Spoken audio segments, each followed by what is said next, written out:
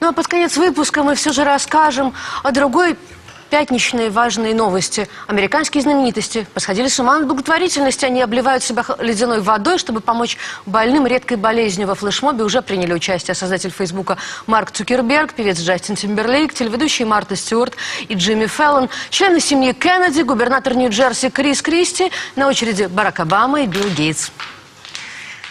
В чем суть этого флешмоба? Болезнь Лу Геринга или боковой амиотрофический склероз – это очень редкая неизлечимая болезнь. Ассоциация по борьбе с ней уже собрала $5 миллионов в этом году против жалких 32 тысяч в прошлом. И все благодаря акции Ice Bucket Challenge. Это испытание ведром ледяной воды. Любой желающий может записать видео, как он обливается водой. Но одновременно он таким образом бросает вызов 3 другим знаменитостям. И те должны либо облиться, либо дать денег благотворительному фонду. Обычно они делают и то, и другое.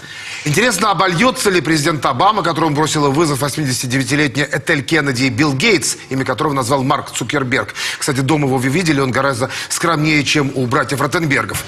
Паша, ну а ты вот облился бы ради благой цели? Ну, если речь идет об американском фонде, для американского фонда, наверное, нет. Но вот если для того, чтобы помочь нашему какому-нибудь фонду, например, фонду, который помогает детям больным церебральным параличом или болезнью Дауна, я бы не только облился, но и попросил бы, допустим, чтобы Игорь Сечин, Юрий Ковальчук и Геннадий Тимченко дали денег вот этой организации, который называется Центр лечебной педагогики.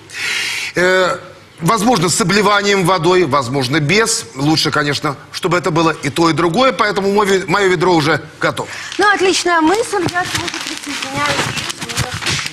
Это все на сегодня.